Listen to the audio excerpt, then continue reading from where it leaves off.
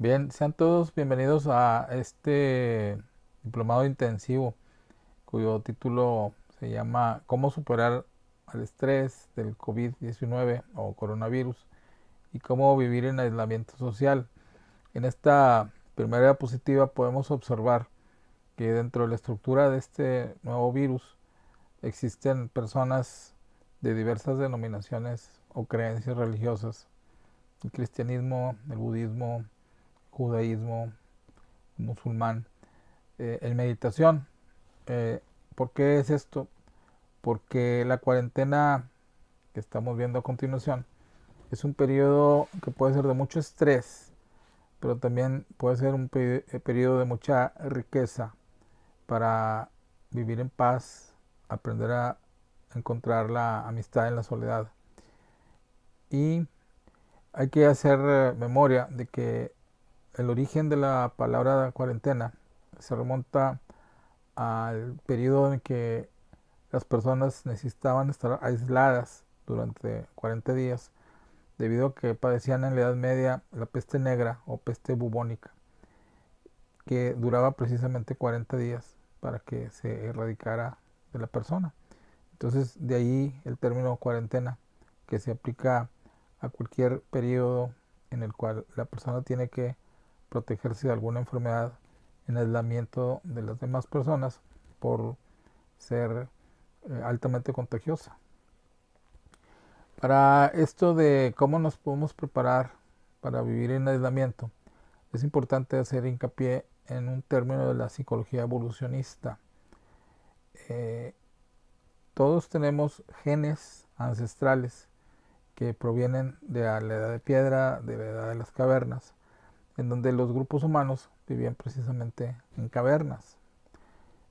Entonces, esta genética ancestral, que es materia de estudio de la psicología evolucionista, propone de que estos genes de hace millones de años viajan en el tiempo y así como las personas, allá el hombre neandertal se acostumbraban a vivir en cavernas, luego en épocas más recientes se han acostumbrado a vivir en refugios antiaéreos o shelters, es un término anglosajón cuando hay una amenaza de un desastre, de un terremoto, por ejemplo.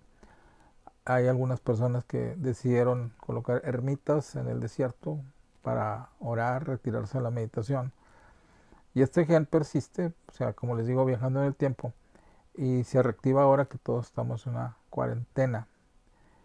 En esta diapositiva vemos el perfil epidemiológico en rojo.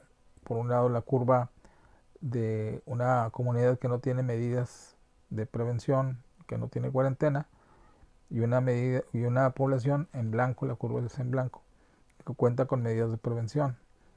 Cuando la población no tiene medidas de prevención, el impacto de casos es muy alto y la mortalidad es muy elevada, en rojo. Sin embargo, lo que estamos pretendiendo a nivel mundial, de los gobiernos y los médicos y especialistas en la salud, es aplicando medidas de epidemiología y a medidas de medicina preventiva, es que esta curva en rojo se aplane para que se convierta en una curva en blanco larga, con pocos casos de gravedad y que se pueda controlar más fácilmente. Es por eso que la cuarentena es un derecho, una responsabilidad de todos para vivir aislados de los demás, en soledad o en familia. Tomemos el ejemplo de las hormigas de fuego, que son colonias de hormigas que se reúnen en situaciones de emergencia, por ejemplo las inundaciones, para poder sobrevivir. Hay un sistema en donde miles de ellas se ponen de acuerdo para generar una película entre ellas mismas, de como una línea de flotación, para que las hormigas de abajo soporten a las de arriba y luego las de arriba soporten a las de abajo y así puedan sobrevivir a catástrofes naturales, como les decía, en una inundación. Estos sistemas se le conocen como inteligencia colectiva y todos los seres vivos, incluyendo los seres humanos, estamos aplicando a través de la cuarentena la inteligencia colectiva para que en medio del aislamiento social, familiar, podamos abatir la curva, esta curva muy grande epidemiológica de infección a una curva más leve, más tenue, que aunque se vaya a prolongar por algunos meses, facilite la proporción o la disponibilidad de servicios médicos para la comunidad. La peregrinación a la Meca es lo que estamos viendo ahorita, es un ejemplo de cómo millones de personas se congregan para un acto religioso, y entonces actualmente podemos ver en la siguiente diapositiva la Meca pues sin gente. Entonces estos son ejercicios para que veamos cómo las personas se pueden aislar preventivamente para aplanar la curva de la epidemia, de una curva muy alta a una curva baja. Ahora, ¿cuánto va a durar la cuarentena para este nuevo virus? 2 semanas o más. Dice el doctor Anthony Fauci, que es la máxima autoridad en infecciones y en medicina en Estados Unidos actualmente, dice, la línea del tiempo la va a dictar el virus. O sea, el cronograma de cuándo se inicia la cuarentena y cuándo se suspende la cuarentena se va a depender de cómo se comporte el virus en cuanto a la afección de las masas, de las comunidades en donde está afectando actualmente. Los efectos psicológicos de las cuarentenas es muy importante revisar el día de hoy. Es un periodo en donde no estamos acostumbrados generalmente a estar. Estamos sin salir, estamos en la casa o en un departamento. Entonces pueden surgir síntomas de estrés postraumático, como vamos a ver luego, insomnio, pesadillas, terrores nocturnos, enojo, flashbacks traumáticos. Puede haber confusión, incertidumbre, enojo personal o interpersonal. Estamos muy sensibles a comentarios, hipersensibles, como decimos, de mecha corta, y nos enojamos de todo. Podemos deprimirnos, podemos generar estados de angustia, desesperación, ataques de pánico, síntomas físicos, gastritis, colitis, dolor físico en alguna parte del cuerpo, cualquier somatización la podemos presentar. Puede haber cansancio extremo o síntomas cognitivos. Tenemos poca memoria a veces, nos volvemos olvidadizos, con poca memoria, poca concentración, se altera el ritmo del sueño, una vez quiere dormir de más, dormir de menos con insomnio, podemos dormir a deshoras, se puede generar un jet lag social porque se invierte el horario sin que hayamos viajado a otro continente en donde hay un desfasamiento del horario cotidiano. Podemos estar desorientados en el tiempo, creemos que es lunes cuando que es domingo, creemos que es jueves cuando que es viernes. Entonces a veces estos síntomas se pueden presentar como efectos psicológicos del encierro o de la cuarentena. Puede haber mucho miedo a adquirir la infección, y el grado extremo de miedo sería la hipocondriasis. Podemos tener aburrimiento, apatía para nuestras responsabilidades diarias, malestar general. Si ya tenemos algún diagnóstico previo psicológico, ya sea psicosis, adicción, depresión, angustia, se puede empeorar la serie de síntomas de nuestros padecimientos, y puede haber otros síntomas que aquí no señalamos. Hay un cuestionario de señales de estrés que lo estamos incluyendo con 4 apartados importantes. Uno son los síntomas físicos, el segundo son los síntomas de la conducta, tercero los síntomas emocionales o los síntomas cognitivos. Podemos revisar cada uno de los apartados para ver qué síntomas estamos presentando actualmente y poder hacer una lista por escrito o palomearlos para ir solucionándolos a través de las medidas antiestrés que vamos a señalar. Estas diapositivas van a estar guardadas permanentemente para el acceso a las personas que lo quieran consultar en cualquier momento, si es ahorita o mañana o pasado. Van a estar permanentemente en las redes sociales. Las etapas de solución del estrés es un esquema ya ampliamente estudiado por muchos años, y yo modifiqué este esquema para agregar algunos incisos o etapas. Voy a mencionar 9 etapas desde la fase de impacto a la aceptación, no necesariamente en este orden, pero son las etapas que se van a ir dando. Al principio puede haber impacto. ¿Cómo te sientes por la cuarentena? Pues no sé, estoy haciéndome de víveres, presupuestos, medicamentos, la familia. O puede uno negar, no, no siento nada, pero todo va bien. Luego puede haber ira o enojo hacia uno mismo, hacia la vida, hacia las personas, hacia los médicos, sentimientos de culpa, ansiedad, puede haber inclusive ataques de pánico, nos podemos deprimir, incluyendo el tener miedo, puede haber también síntomas mixtos, incluyendo síntomas físicos, como les decía, insomnio, dolor de cabeza, náuseas, malestar, hasta que hay una transición y uno empieza a buscar métodos para llegar a la aceptación. De todas estas etapas, la más benéfica de todas, obviamente, es la aceptación. Y entre más pronto podamos atravesar por las demás etapas de estrés, podemos llegar a esta etapa de optimismo y de aceptación. Vamos a utilizar la analogía de la vida monástica para manejar el coronavirus, o sea, la vida de aislamiento. El doctor Herbert Benson, que fue maestro mío en la Universidad de Harvard, nos decía que la meditación es la única práctica común a todas las religiones del mundo. Entonces, muchas veces a través de la meditación podemos lograr un equilibrio emocional en el pensar, sentir y actuar a nivel físico, emocional y trascendente para mantenernos inmunes ante cualquier señal de estrés. Y esta práctica de la meditación o del mindfulness hace que también nuestro sistema inmune se incremente y podamos ser más resistentes a las infecciones, que es un tema fundamental al día de hoy. Entonces, se ha comprobado científicamente que la meditación incrementa las inmunoglobulinas que nos defienden de virus y de bacterias, por ejemplo. Les decía, cualquier práctica, independientemente de la religión que profesemos, cristianismo, ya sea el judaísmo, ya sea la religión musulmana o ya sea el budismo, nos previenen de estrés, como una de las estrategias que vamos a revisar en este diplomado. Otra metáfora que nos ayuda es el pilar de Casqui, que es una formación pétrea, rocosa, es una pequeña montaña allá en Europa, en el país de Georgia. Y ahí vemos en la pantalla como un monje va escalando una escalera de más de 100 metros o 200 metros de altura para permanecer a solas en ese monasterio.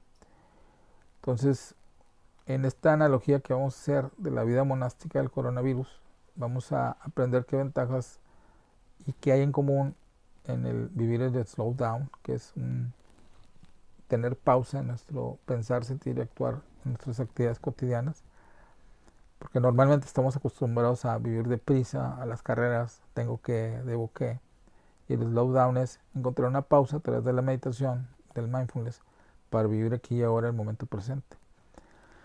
También vamos a encontrar estrategias para vivir el Niksen.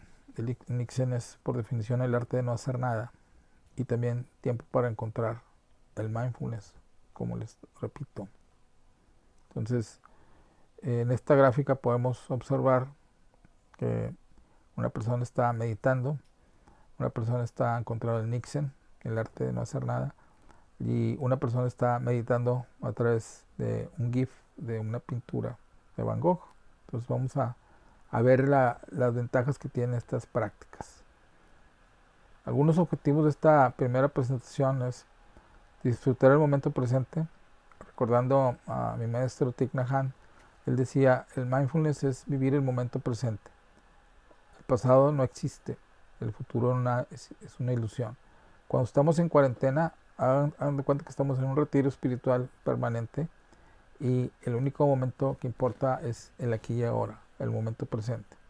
Por ejemplo, uno puede iniciar el día estando consciente de sí mismo, estirarse en la cama, hacer un relajamiento total del cuerpo, empezando por los pies, los chamorros, los muslos, la cadera, la espalda, el abdomen, hombros, antebrazos, manos, músculos del cuello, de la cara, del cuero cabelludo, y relajarlos, haciendo respiraciones profundas, meditando por algunos momentos, que pueden ser unos minutos, 5 minutos, 10 minutos, para disponernos a tomar un baño, desayunar, saboreando cada alimento, y posteriormente dedicarnos a nuestras actividades, tomando un break por cada hora o cada 90 minutos.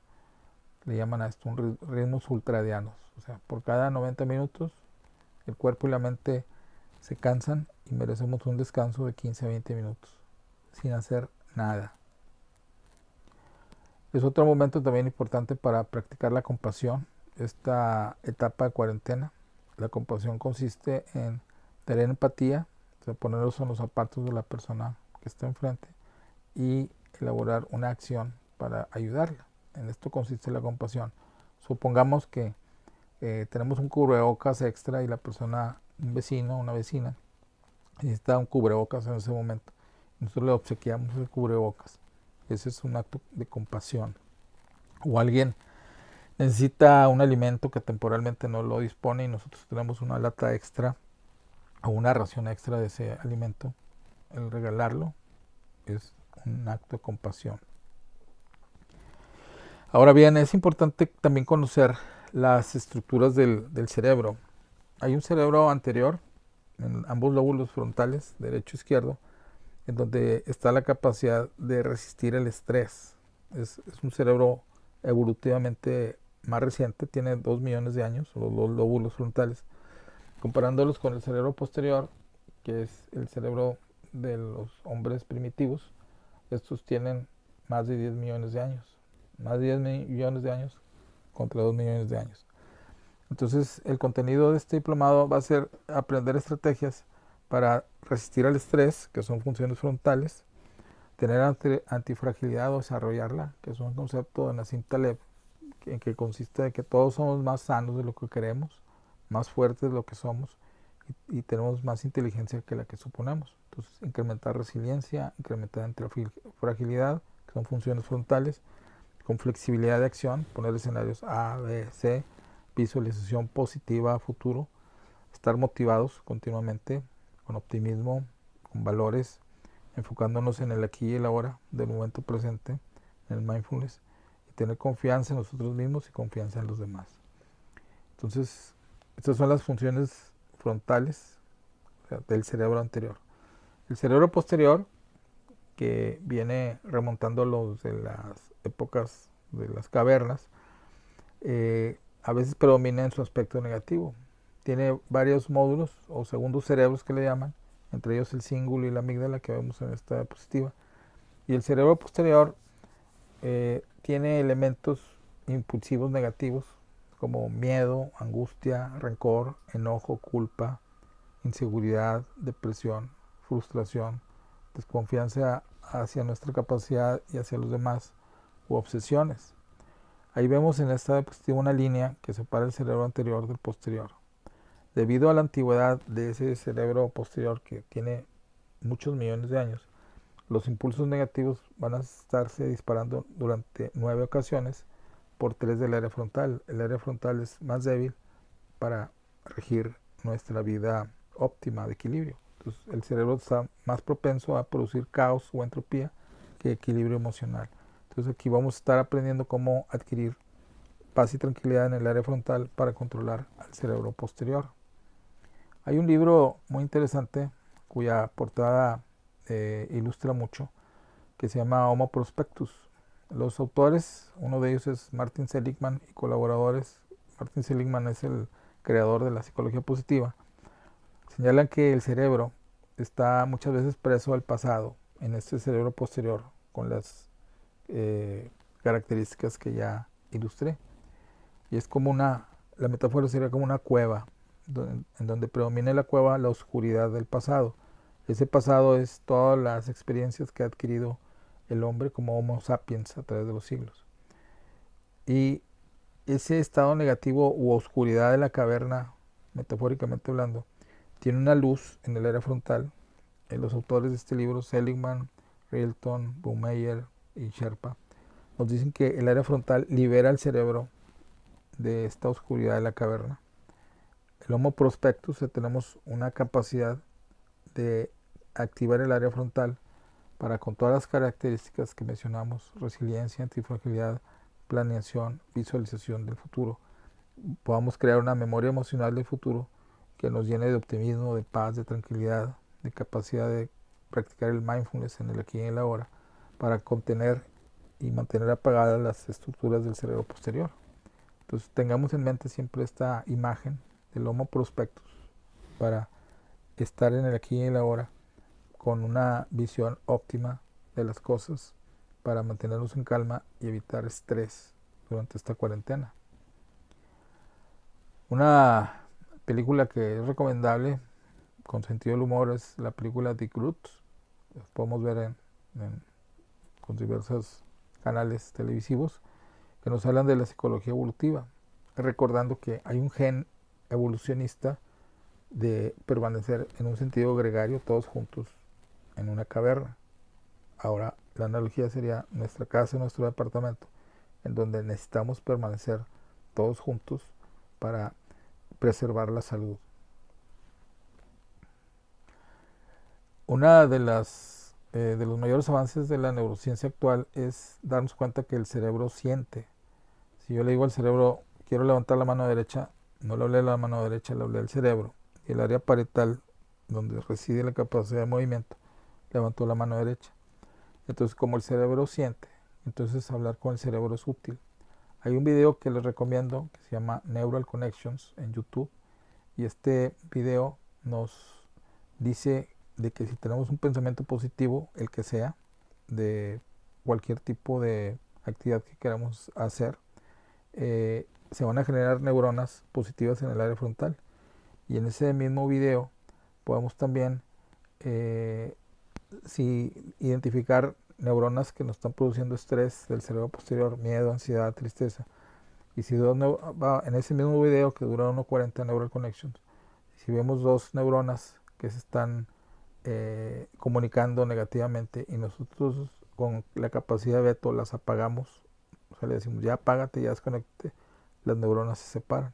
Entonces la capacidad de veto, de desconectar o apagar, es muy clara en ese video. Y también en la primera parte del video, la capacidad que tiene el cerebro de generar nuevas neuronas con pensamientos positivos, también lo podemos vislumbrar en esa imagen. Continuando con esta premisa que hemos aprendido de que el cerebro siente y entonces hablar con el cerebro es útil, vamos a hacer un ejercicio de neuroterapia donde cuando la persona siente ansiedad o pánico, ataque de pánico, hay que estar consciente que estos estados de pánico o ansiedad son producidos en las amígdalas cerebrales, a ambos lados del cerebro.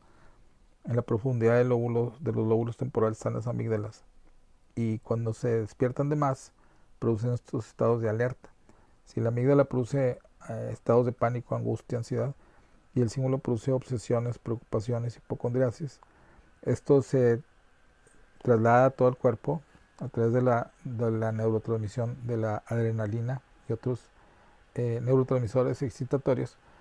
Entonces, basados en el video que vimos de Neural Connections, uno le puede hablar a las amígdalas para vetarlas, apagarlas, desconectarlas. Ya cállate, amígdala, ya, tranquila, cállate por favor. Entonces, al momento de desconectar, podemos, a través de la visualización interna, activar el área frontal, activar el autodiálogo positivo. Entonces, ahí estamos viendo una área positiva en donde está la persona angustiada a su lado izquierdo de la pantalla y se ven las amígdalas en verde, como están girando. Y al momento de apagar las amígdalas, se activa del otro lado, donde está la carita feliz, ambos lóbulos frontales. Entonces, las amígdalas se apagan con nuestro veto, desconectando y llevándolas al área frontal, los pensamientos. Esto está demostrado ya que cada día nuestro cerebro produce más de 700 neuronas nuevas. Ahí vemos dos imágenes de cómo el cerebro, cuando está cambiando de colores, está todo el día así, activando y desactivando más del 90% de las neuronas. En rojo se activan y en azul descansan. Este es un modelo de inteligencia artificial reproduciendo cómo nuestro cerebro funciona día y noche. Y en la otra diapositiva vemos una neurona, como también en un modelo de inteligencia artificial, cómo se está reproduciendo en nuevas neuronas, lo que llamamos neurogénesis. Entonces la reconfiguración continua en colores que vemos de nuestro cerebro se llama neuroplasticidad, y en la otra columna vemos, o en la otra imagen, vemos la neurogénesis. Entonces estamos a través de esta sesión ilustrando cómo nuestro cerebro puede regenerarse a sí mismo mediante neuroplasticidad y neurogénesis. Si hacemos narraciones positivas y autodiálogo positivo, vemos ahí más intenso en la siguiente diapositiva como el área frontal se incrementa en su neurotransmisión. Vamos a tener más concentración, más enfoque en el momento presente, más tranquilidad, optimismo, sentido del humor, si nos hablamos positivamente. El famoso Coco Wash tiene una base fisiológica que estamos mostrándola actualmente a través de narraciones positivas, autodiálogo positivo, trayéndonos memorias del pasado al presente. También visualizando metas positivas hace que haya mayor neurotransmisión en el área frontal y elaboración de mantras o ejaculatorias o frases de automotivación. Esto hace que el cerebro anterior esté trabajando continuamente y apagando por consiguiente las estructuras del cíngulo y la amígdala del cerebro posterior. Ahí vemos también cómo las autoafirmaciones, estoy bien, voy a sobrevivir, vamos a sobrevivir a esto, tenemos metas de crecimiento futuro, personal, material, social, intelectual, espiritual, hacen que el área frontal esté bien activa en rojo. Nuestra autoestima y la sensación de quién soy yo se reafirma en cada autoafirmación o visualización a futuro.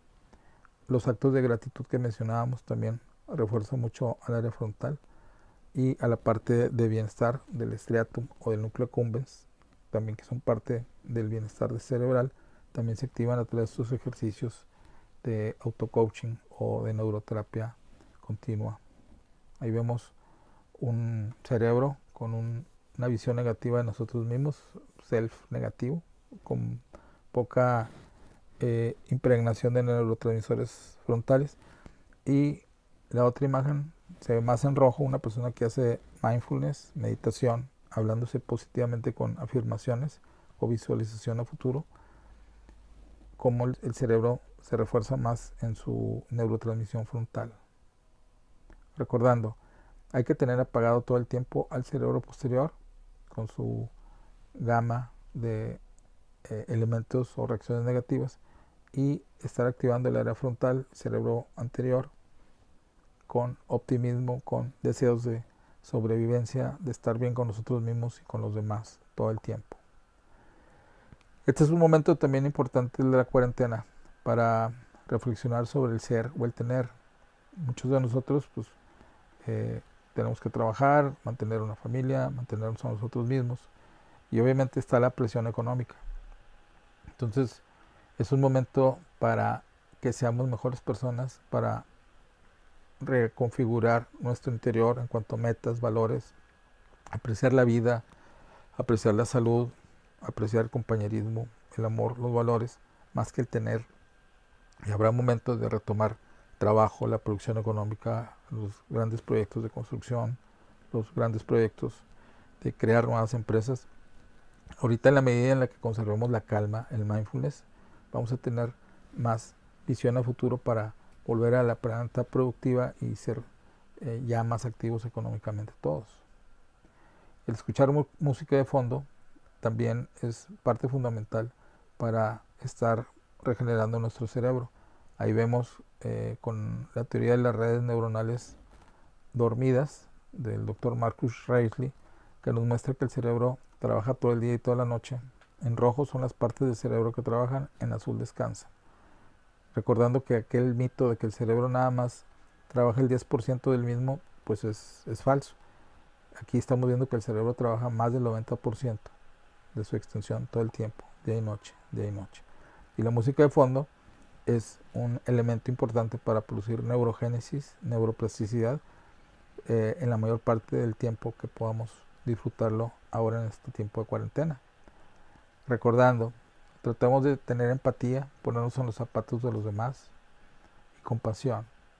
Si el familiar, el socio, el amigo está intranquilo, es una persona egoísta, es una persona impulsiva, la empatía es ponernos en los zapatos de esa persona y la compasión es ayudarle a que cambie o a tolerarlo en todo momento. Mantener movimiento con ejercicios de yoga, de pilates, de calistenia en familia es bueno. Quien tenga una banda para poder caminar o correr también lo puede hacer, o un patio solitario, poder mantenernos en un ejercicio moderado durante el día. Recordando el concepto que manejamos al principio, estamos viviendo una especie de retiro espiritual en la cuarentena y recordemos el pilar de Katski en Georgia, en Europa, en donde los monjes se suben a ese pequeño monasterio para en la soledad tratar de reconfigurar su cerebro y revalorar más el aquí y el ahora. Aquí vemos un monje cómo va escalando la escalerita para llegar a ese monasterio. Entonces lo que estamos haciendo todos en nuestras casas ahorita es tratar de escalar ese monasterio interior que todos tenemos del mindfulness, de la meditación, para tener bien fuerte nuestro cerebro, y la fortaleza de nuestro cerebro produce neurotransmisores y sustancias que nos aumentan la inmunidad y nos mantienen siempre frescos, por así decirlo, y bien nutridos en el área frontal para mantener apagada el estrés, la angustia del cerebro posterior para hacerle frente a esta eventualidad del virus. Entonces ahí está el monasterio que todos tenemos dentro del estrés que puede representar esto para nosotros. Otra estrategia es que respetemos el espacio personal de cada uno de nosotros ahora que estamos en la cuarentena. Las personas que tienen su familia, pues respetemos los espacios y los tiempos para estar en silencio. Activar rituales familiares. Esta es otra buena época para en lo que se pueda comer juntos, obviamente manteniendo sana distancia, conversar, ver alguna película juntos, tener algún pasatiempo, algún hobby en común, todo dentro del concepto de rituales familiares. A veces nuestro tren de vida es demasiado intenso que nos olvidamos cenar todos juntos o comer todos juntos. Entonces este es un buen momento para reactivar, reitero, rituales familiares. Evitar que los medios de comunicación nos incomuniquen. Ahora con todo lo virtual, celular, el internet, etcétera, muchas veces estamos muy enfocados todo el día en esto, en ver el celular, en ver el internet, y hay que tener cuidado porque el exceso de internet o la adicción al internet puede producir depresión y ansiedad en las personas. Entonces podemos volver adictos. Y el daño que hace la adicción al internet es similar al de las drogas. Nos apagan el área frontal y nos activan las funciones posteriores. Tengamos cuidado con eso. Aprendamos a estar solos con nosotros mismos.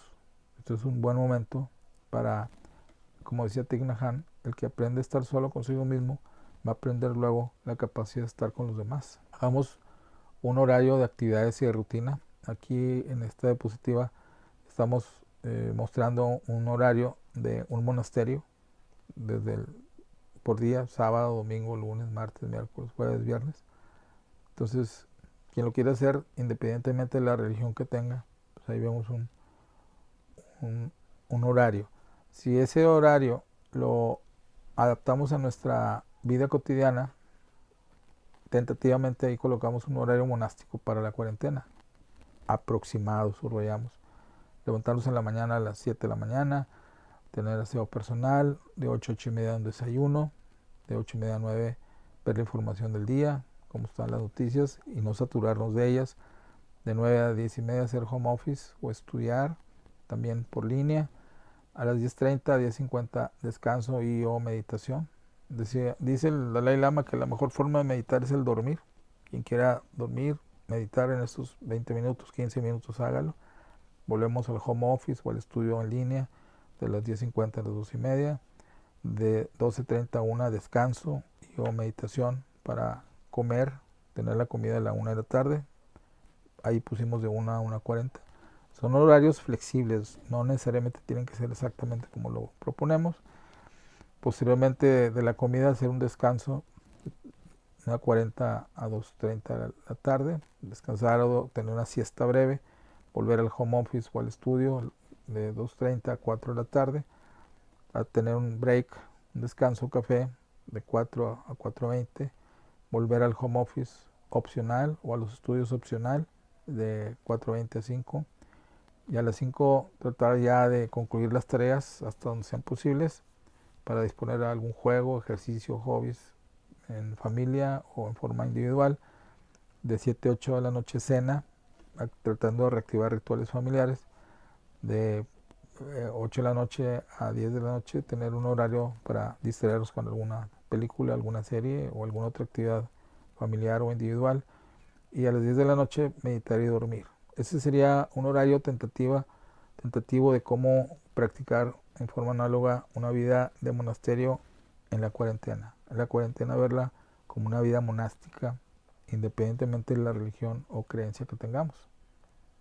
Alguien puede decir, pues que yo no creo en nadie, pues no crees en nadie, nada más ordena tu vida y trata de encontrar lo trascendente que hay en ella a través de una metodología de encontrar en el vacío interior la riqueza que puedes hacer para crecer como persona.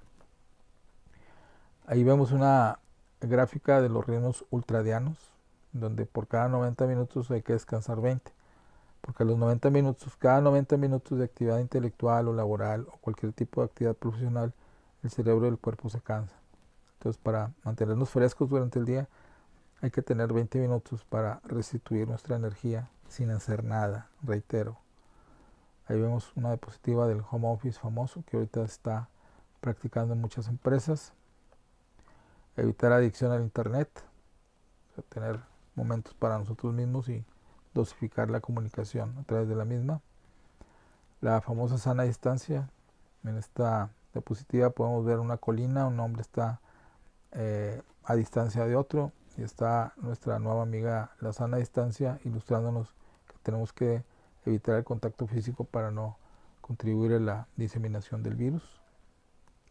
El lavado de manos frecuente, hacerlo durante 20 segundos frecuentemente durante el día ayuda mucho a eliminar el virus de la piel. Catarsis, si uno quiere llorar, que llore, si quiere hablar, que hable.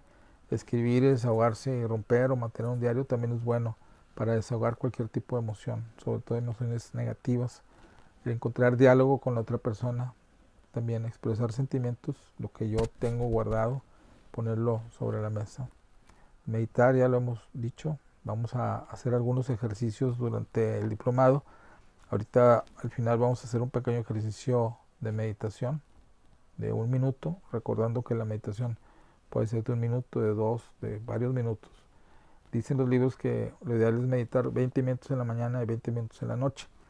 Si nadie ha meditado nunca, pues empezamos con 1 minuto y luego le agregamos 2 y así. Recordando que de la manera de ser posible, por cada 90 minutos de trabajo, meditemos durante 20, o al menos estemos en paz con nosotros mismos. Recordando, la meditación, dice el Dr. Benson, es la única práctica común a todas las religiones del mundo y es un medicamento natural.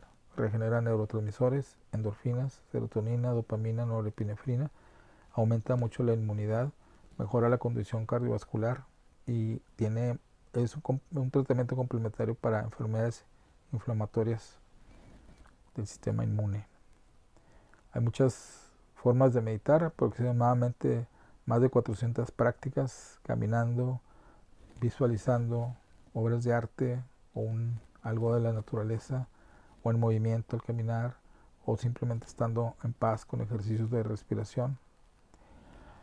Y vamos a ir revisando, concluyendo con algunas cápsulas de CNN que generosamente nos han proporcionado vía sus noticieros. Evitar la sobrecarga de la información. No estemos adictos a la información porque nos sobresaturamos de noticias y esto también nos contamina nuestra mente. Tengamos autodisciplina en redes sociales para evitar adicción al internet. Nombra tus miedos y prepárate. O sea, si tenemos miedos, ataques de pánico, ya vimos el ejercicio de apagar, desconectar estructuras del área posterior, la amígdala sobre todo, el cíngulo, y activar el área frontal a través del autodiálogo positivo, el hacer afirmaciones positivas, el tener visualización hacia futuro. Esto en cuestión de segundos es una autoterapia o terapia de 1 minuto. Pensemos fuera de nosotros mismos. Hay otro ejercicio metacognitivo. Los miedos, angustias, temores, enojos, tratémoslo de imaginariamente generarlos en un holograma fuera de nosotros. Miedos, angustias, temores. No juzgarlos, poner una sana distancia entre ese holograma y nosotros, evitar juzgarlos y preguntarnos, ¿para qué nos sirve? ¿Para qué me sirve tener miedo, angustia, enojo, rencor? Me sirve para 3 cosas, para nada, para nada y para nada. Entonces, desechar esos pensamientos nosotros mismos para que tengamos nuestra casa interior vacía, emocionalmente hablando, y podamos vivir el aquí y el ahora. Ese es un ejercicio metacognitivo de pensar fuera de nosotros mismos los problemas.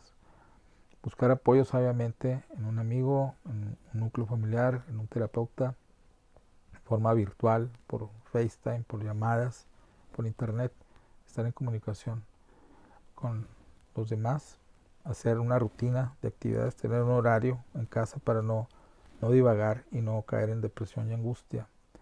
Recordando a Víctor Frankl, él estuvo prisionero en 4 campos de concentración nazi, incluyendo Auschwitz. Él creó en su cautiverio la logoterapia. Y él decía, quien tiene un por qué vivir, entonces encontrará el cómo.